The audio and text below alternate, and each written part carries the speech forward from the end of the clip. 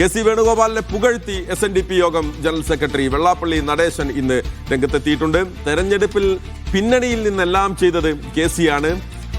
K C. Venugopal അയോഗ്യനാണ് എന്ന് പറയില്ല. VD. Satheesan ടെലിവിഷനിൽ മാത്രം ആണ് പ്രവർത്തിച്ചത് എന്നുള്ളൊരു വിമർശനം കൂടി അദ്ദേഹത്തിന്റെ ഭാഗത്തുനിന്ന് വരികയാണ്. വെള്ളാപ്പള്ളിയുടെ രമേശ് ചെന്നിത്തലയെ അപ്രസക്തനാക്കാൻ കഴിയില്ല എന്നുള്ള ഒരു വാദം കൂടി വെള്ളാപ്പള്ളി നടേശൻ ഇന്ന് പറഞ്ഞു. കെ.സി. വേണുഗോപാൽ മിടുക്കനാണ്. അതിനെപ്പറ്റി അദ്ദേഹത്തെ പറ്റി ആർക്കും അഭിപ്രായമൊക്കെ ഉണ്ടായിട്ടല്ല. എത്ര പേരുടെ പേരായി ഇപ്പോൾ നമ്മൾ കേൾക്കുന്നത് കോൺഗ്രസിനകത്ത്.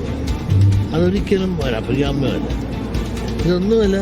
ഇത് പൊട്ടിക്കുമ്പോൾ പിണറായി പറഞ്ഞ പോലെ അട്ടിച്ച് LDF-നാണ് വിജയമെങ്കിൽ ആർക്കും ഇല്ല. യോഗ്യത ജയിച്ചു വന്ന എല്ലാവർക്കും യോഗ്യതയുണ്ട്. കോൺഗ്രസിൽ ആർക്കും അയോഗ്യം അല്ല. വി.ഡി. സതീശൻ കഷ്ടപ്പെട്ട് അങ്ങനെ കുറേ TV-യിൽ കുറേ പറഞ്ഞതേ ഉള്ളൂ. പക്ഷേ അതിൻ്റെ പുറകെ നിന്ന് മുഴുവൻ കളിപ്പിച്ചതും അതിൻ്റെ ഫൈനാൻസ് കൺട്രോളും സ്ഥാനാർത്ഥി എന്നതും പ്രശ്നങ്ങളുള്ളപ്പോൾ എല്ലാം പറഞ്ഞു തീർത്തതും എല്ലാം വേണുഗോപാൽ.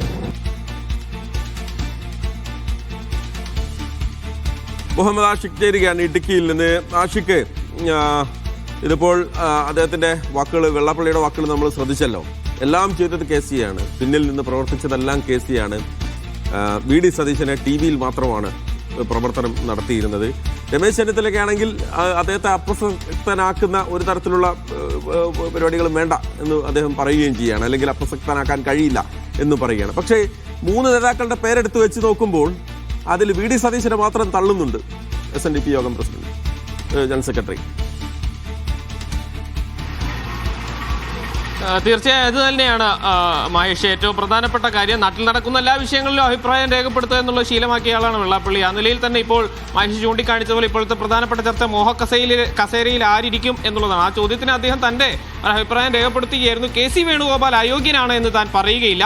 ഈ കഴിഞ്ഞ തെരഞ്ഞെടുപ്പിൽ UDF-നെ പിന്നിൽ നിന്ന് നയിച്ചത് കെ.സി. വേണുഗോപാലാണ് എന്ന് പുകഴ്ത്തുന്ന തരത്തിലുള്ള പരാമർശം നടത്തുന്നു.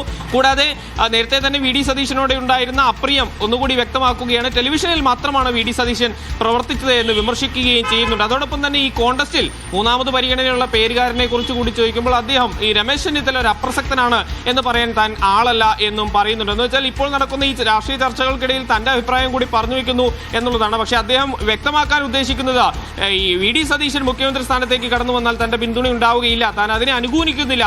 വി.ഡി. സതീശനോടുള്ള തന്റെ അപ്രിയം ഒരിക്കൽ കൂടി ആവർത്തിക്കുക മാത്രമാണ് അദ്ദേഹം ചെയ്തതെന്നാണ് നമ്മൾ മനസ്സിലാക്കുന്നത്. ഏതായാലും മുരിക്കാശ്ശേരിയിൽ SNDP ശാഖായോഗം ഓഫീസിന്റെ ഉദ്ഘാടന ചടങ്ങിന് വേണ്ടി ഇടുക്കിയിലേക്ക് എത്തിയതായിരുന്നു അദ്ദേഹം. അപ്പോൾ മാധ്യമങ്ങളെ കണ്ടപ്പോഴാണ് ഈ വിഷയത്തിൽ അദ്ദേഹം പ്രതികരണം നടത്തുന്നത്. മറ്റു ചില പരാമർശങ്ങൾ കൂടി അദ്ദേഹം നടക്കുന്നുണ്ട്. അതിൽ ഏറ്റവും പ്രധാനപ്പെട്ടത് ഇടുക്കിയിൽ M.M. മണിയുടെ സ്ഥാനാർത്ഥിത്വവുമായി ബന്ധപ്പെട്ടതാണ്. ഇടുക്കി ജില്ലയിൽ ഈഴവനായ ഒരു സ്ഥാനാർത്ഥിയെ പോലും ഒരു മുന്നണിയും സ്ഥാനാർത്ഥിയായി വെച്ചിട്ടുണ്ടായിരുന്നില്ല. ഒരു സാധ്യത ഉണ്ടായിരുന്ന M.M. മണിക്കായിരുന്നു. M.M. മണിയെ നിർത്തിയിരുന്നെങ്കിൽ സുഖമായി പുഷ്പം പോലെ വിജയിച്ചേനെ. പക്ഷേ അതിനും LDF തയ്യാറായില്ലേ എന്നുള്ളൊരു വിമർശനം കൂടി വെള്ളാപ്പള്ളി നടേശൻ ഉയർത്തുന്നുണ്ട്. ഏതായാലും ഈ മുഖ്യമന്ത്രി സ്ഥാനവുമായി ബന്ധപ്പെട്ട ചർച്ചയിൽ കെ.സി. വേണുഗോപാലിനെ പരോക്ഷമായെങ്കിലും പിന്തുണയ്ക്കുകയാണ് വെള്ളാപ്പള്ളി എന്നാണ് നമ്മൾ മനസ്സിലാക്കുന്നത്.